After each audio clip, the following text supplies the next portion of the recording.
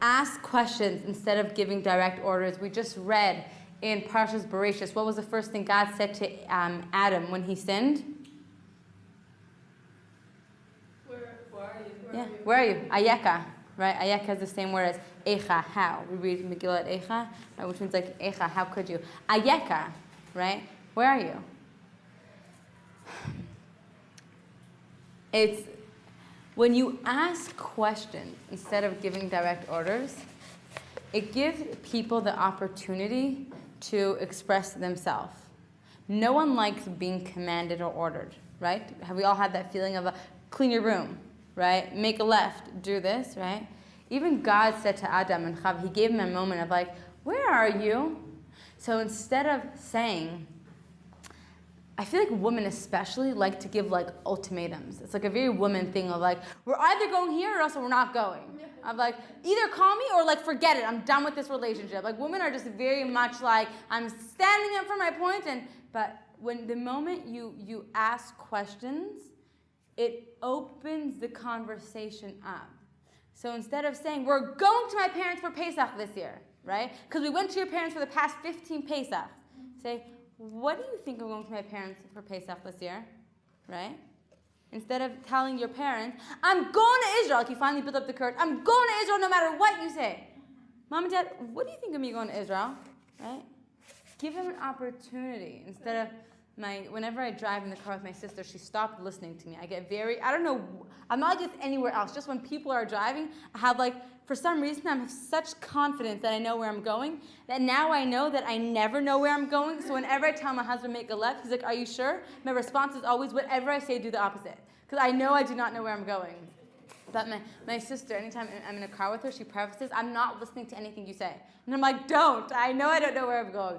But why? Anytime, like, it used to be, like, anytime we're driving, I would, like, if there's, like, an exit and I feel like we have to, like, that's the exit for us, especially on the highway, I'm like, make a right! Right? And, like, when you're driving in the car and, like, someone's like, you have to quickly make a right. And it's happened so many times. She's like, she'll turn and she's like, why did you do that? We're not supposed to make a right. And now we have to, like, do, like, a whole turn around. I'm like, I don't know, I just thought we should make a right. Instead say, Tehillah, do you think we should make a right here? Instead of, like, viciously yelling, make a make a right here. So it's like asking questions, asking your boyfriend or your spouse or your friend's question. If someone says to you, you know, how do I look in this dress? Instead of saying, you look fat, right? You can say, I don't know, how do you think it sits on your hips, right? That just like softens it. Just something as simple, do you hear what I'm saying? Just something as simple as like, I'm not trying to be fake. There were not these South Africans, so don't hate on them. There were other South Africans here a year ago, and they were standing in the hallway one day, and I made a comment like, South Africans, you guys got to break up, or something like that. And one of them turned to me and she said, we can't. And I said, why? She's like, I just can't do it with Americans anymore. And I said, I'm not American, but I said, why? She goes, they're just so aggressive. They're like, in South Africa, and it's true, like in South Africa, we're just like, I can never tell someone they don't look nice. They'd be like, oh, you look nice, I think, you know? And they were ashamed, right? And they were like, the Americans are so aggressive, they're so tough, and they were literally like, it was hard, one of them said, I asked to not be rooming with an American, right? And Americans are like proud of that. They take that as a compliment, like, yeah, we are tough, right? But asking questions just like softens it. Like instead of saying, you don't look nice, say, I don't know, what was with that pink dress?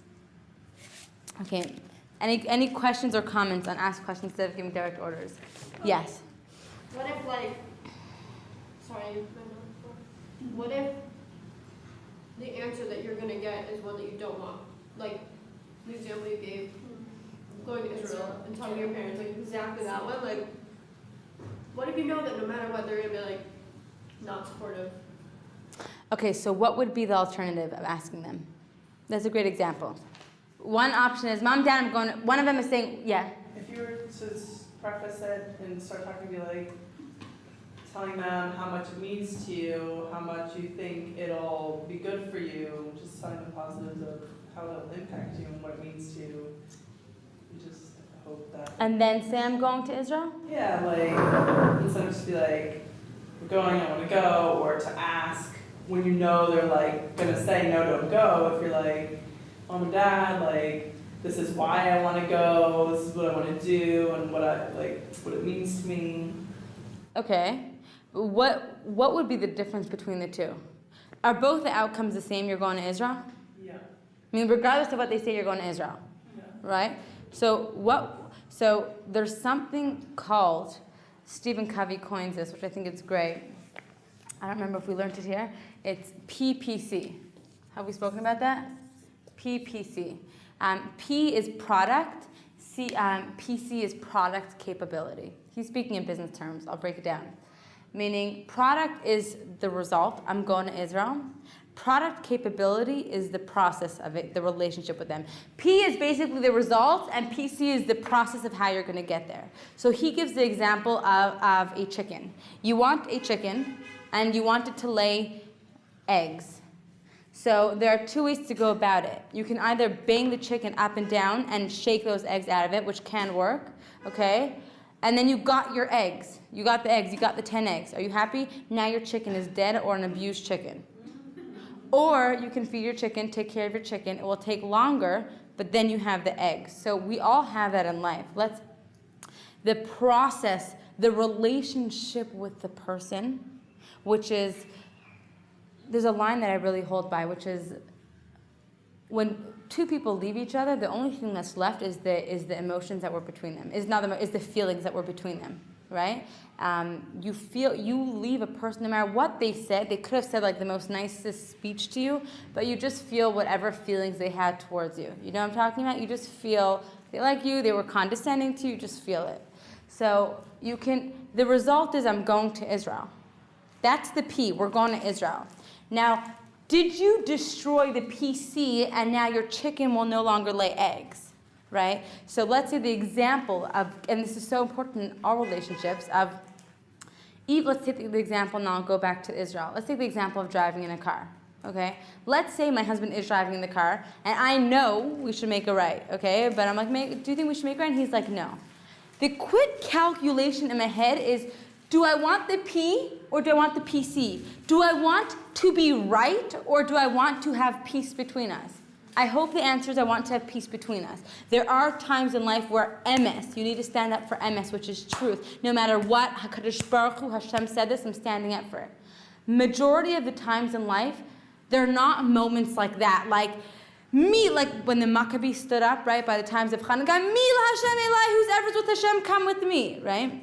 Majority of the time we're working in the process in the relationship. So I'd rather the PC. I choose to have a peaceful, nice car ride with my husband, okay? And I know it will be an extra long car ride with my husband because we took the wrong exit, right?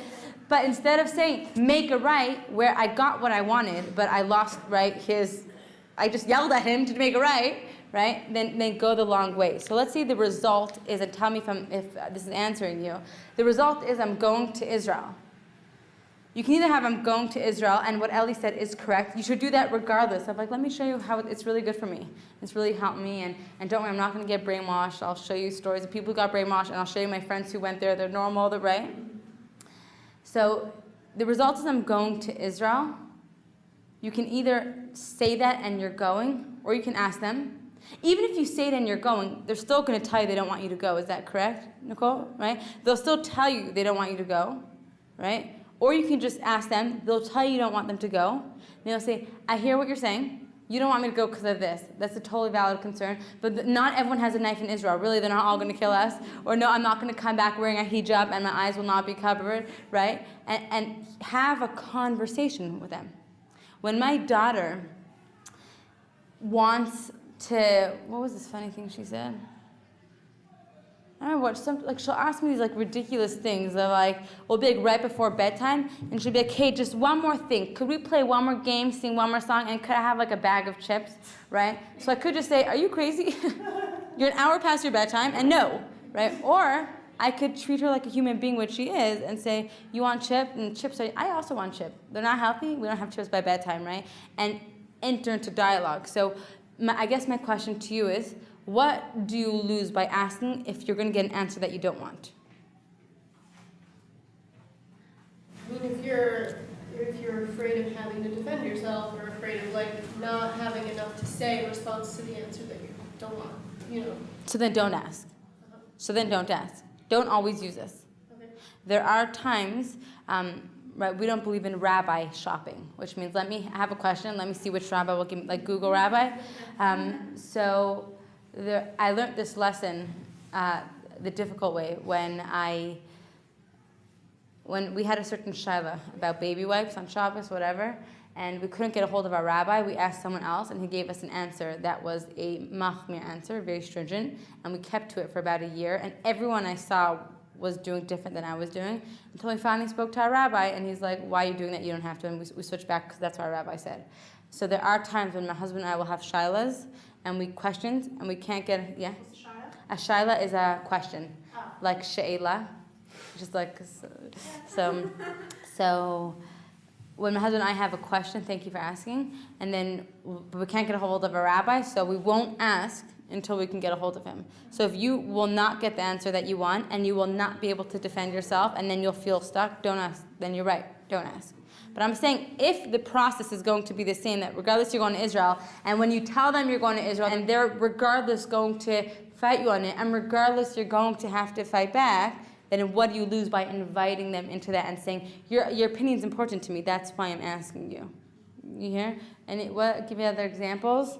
Can you do it retroactively? Like, obviously I'm speaking from experience at this point, so like, I didn't ask, I said I'm going, and now, like, could I retroactively, like, go back and say, like, so what do you think about me being here? Like, is that, like, a conversation even worth having? Like, I'm, like, far enough away, like, you know, just to, like, have that dialogue to, like, retroactively say, like, okay, but I do care what you think. It's a good question. Yeah. I think, if anything, at this point, since you're already here, it would probably be a good time to show them, like, how it's affecting you. Let them know, like, what you're experiencing and how happy it's making you, and let them know what you're learning. And It could be that's putting salt on a wound. Could it be maybe? You know, the positive things. It could be. Class is over now. I don't in like a minute, and I could never answer such a question on one foot in front of everyone because it's like relationships are complex, and you know what I mean. It needs I need to sit down with you and like really discuss it because sometimes it could be putting salt on a wound. Remember that place you didn't want me to go to? I'm having a blast, right? And it could be demoralizing to be like, so what did you think of me being here? Well, you're there now, right? So I need to spend time with you. I can't possibly answer it like that. Ladies, have a wonderful day.